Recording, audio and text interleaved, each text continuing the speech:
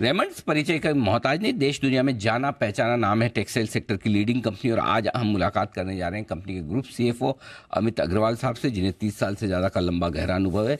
CA और ICW की degree sir के पास है ही, और कॉर्पोरेट सेक्टर में काम करने का लंबा गहरा अनुभव भी।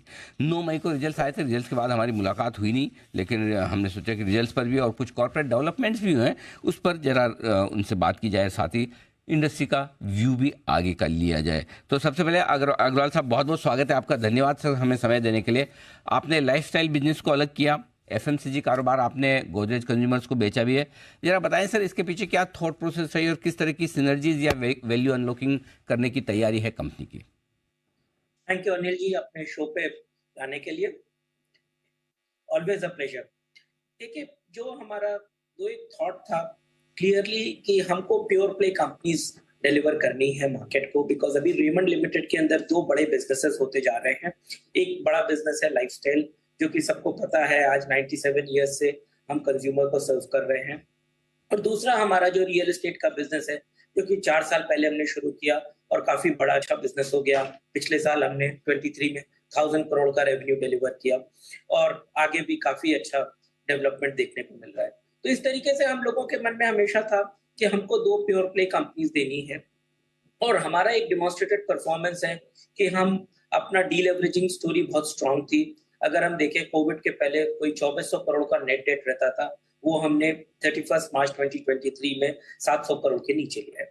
तो हमको ये क्लियर था कि हमको जीरो डेट कंपनी को बनाना है, और जीरो डेट बनाने के बाद हम कंपनी को प्योर प्ले देंगे। प्योर प्ले देने से क्या 2 एडवांटेज होता है।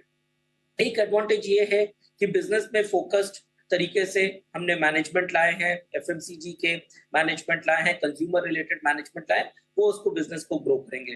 दूसरा साइड हमारा जो रेमंड रियलिटी है, उसकी भी एबिलिटी बहुत हो जाएगी ग्रो करने की, और जो इन्वेस्टर्स हैं उनको भी, जो कंज्यूमर का इन्वेस्टर है वो रियल एस्टेट में जनरली इन्वेस्ट नहीं करता और वाइस वर्सा, तो कैपिटल रेस के लिए भी हमारे को आराम हो जाएगा। एक तो ये था। दूसरा, जो एफएमसीजी का हमने बेचा 2800 करोड़ रुपए में, वो काफी बड़ा एक वैल्यू क्रिएशन है।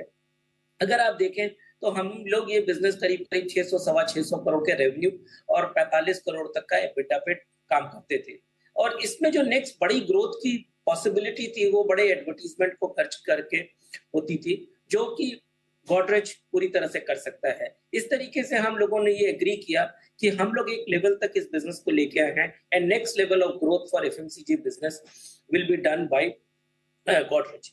तो ओवरऑल क्या हो गया कि अब इस डील के बाद हमारे पास 1500 करोड़ रुपए की नेट कैश अवेलेबिलिटी हो गई, जो कि आगे फ्यूचर में हमारा लाइफस्टाइल का बिजनेस है और हमारा जो रियल एस्टेट का बिजनेस है वो काफी अच्छी ग्रोथ कर सकता है, जो कि हम पिछले 6 क्वार्टर से डेमोंस्ट्रेट कर रहे हैं, profitability growth and revenue growth. तो अग्रवाल साहब, ये बताएं फिर, ये जो 1500 करोड़ आपको गोदरेज से मिल रहे हैं, ये कितना आपका लाइफस्टाइल बिजनेस में निवेश होगा और कितना रियल एस्टेट में?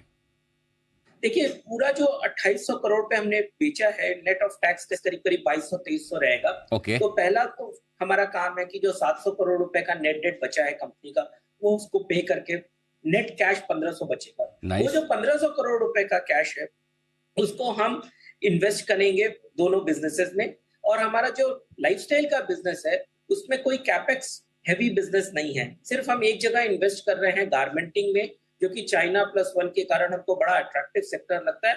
हम अपनी कैपेसिटी 1/3 से बढ़ा रहे हैं, ऑलमोस्ट करीब 170 से 190 करोड़ रुपए हम उसमें कैपेक्स करेंगे। बाकी जो बिजनेसेस हैं, जो हमारी ग्रोथ है लाइफस्टाइल बिजनेस में, वो 500 स्टोर हम खोलेंगे पूरे देश में अगले 3 साल में।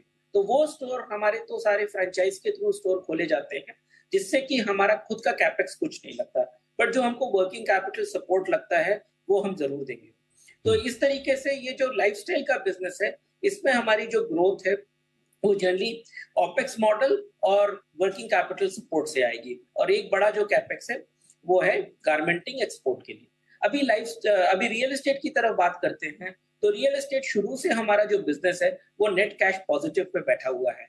जिस तरीके से वो नेट कैश पॉजिटिव पे बैठा हुआ है, उस तरीके से हम आगे जो जेडीए कर रहे हैं उसमें ये देखते हैं कि within 1 year to 1.5 years हम शुरू में इन्वेस्ट करते हैं, और उसके बाद वो कैश पॉजिटिव हो जाता है। तो हमारी जो अभी ग्रोथ है 5 मिलियन 6 मिलियन स्क्वायर फीट बनाने की, वो हम ऊपर में 10 से 12 मिलियन स्क्वायर फीट तक ले जा सकते हैं नेक्स्ट 2 से ढाई साल में। सो ब्रॉडली 1,000-1,200 करोड़ आपका जो निवेश होगा वो रियल एस्टेट में होगा, मोटा मोटी ये समझ लें, राइट सर?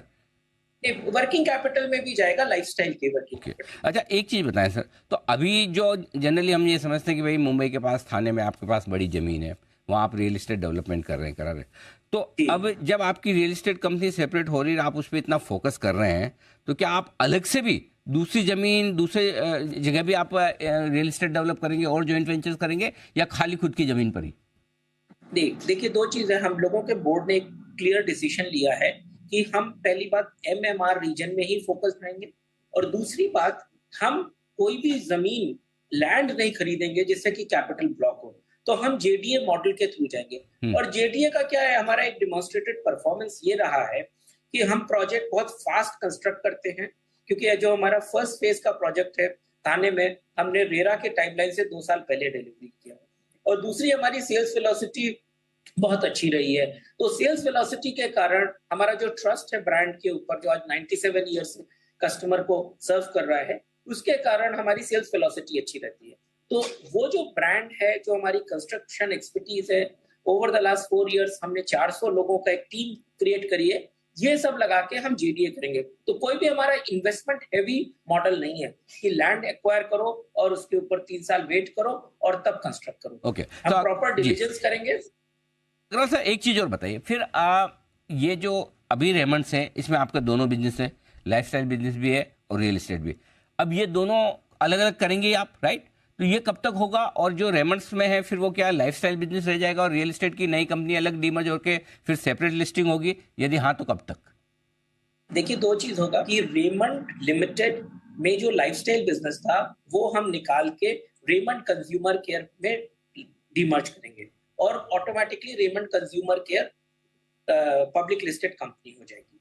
वो प्योर प्ले लाइफस्टाइल कंपनी होगी। और रेमंड लिमिटेड जो है वो रियल एस्टेट कंपनी होगी, वो भी लिस्टेड है, और वो pure play real estate company होगी जिसके अंदर इन्वेस्टमेंट्स है, हमारा जो इंजीनियरिंग बिजनेस है वो रहेगा। तो इस तरीके से दो कंपनी लिस्टेड होगी ग्रुप से। एक होगी रेमंड कंज्यूमर केयर जो कि लाइफस्टाइल बिजनेस का संभालेगी, और रेमंड लिमिटेड जो कि रियल एस्टेट है, और उसके बाद investments in engineering. I think ये क्लियर है। ये कब तक होगा सर? ये अगले 12 महीने में हमने ऑलरेडी प्रोसेस स्टार्ट कर दिया है, स्टॉक एक्सचेंजेस में फाइल कर दिया है। अभी तो रेगुलेटरी प्रोसेसेस के थ्रू एक जो court approved, NCLT approved demerger होता है, वो 12 महीने लगता है। तो हम एक्सपेक्ट कर रहे हैं, और इफेक्टिव डेट हमारी 1 अप्रैल 2023 है। तो अगर आप देखेंगे तो इवेंचुअली 12 महीने फ्रॉम नाउ हमारा जो रिजल्ट आएगा 23-24 का, वो दो कंपनियों का सेपरेट रिजल्ट आएगा।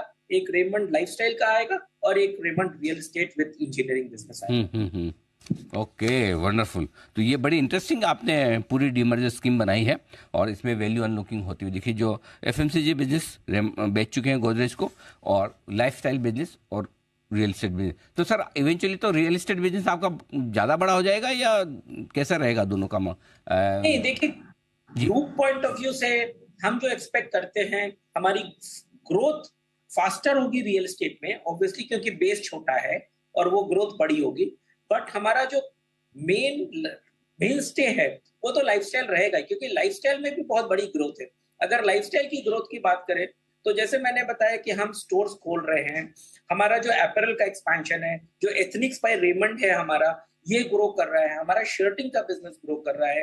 प्लस अगर आप रिसेंटली देखें तो हमने काफी एड्स भी लगाए हैं, क्योंकि ये कहावत है ना, जो दिखता है वो बिकता है। तो उस तरीके से हमारा बहुत बड़ा फोकस इवन रेमंड लाइफस्टाइल के ऊपर है, और वो भी काफी अच्छी ग्रोथ देखने को मिलेगी हमको ओवर द नेक्स्ट 3 इयर्स। बहुत बढ़िया अग्रवाल साहब, आपने एकदम अच्छे तरीके से पूरी ये डीमर्जर स्कीम भी समझाई, और साथ ही किस तरह से रेमंड्स के शेयर होल्डर को इस पूरी स्कीम से फ़ायदा होगा, और किस तरह से रियल एस्टेट बिजनेस और लाइफस्टाइल बिजनेस दोनों ही बड़े ग्रोथ इंजन बनेंगे रेमंड्स के लिए। धन्यवाद सर, आज हमें समय देने के लिए। Thank you so much sir. Thank you.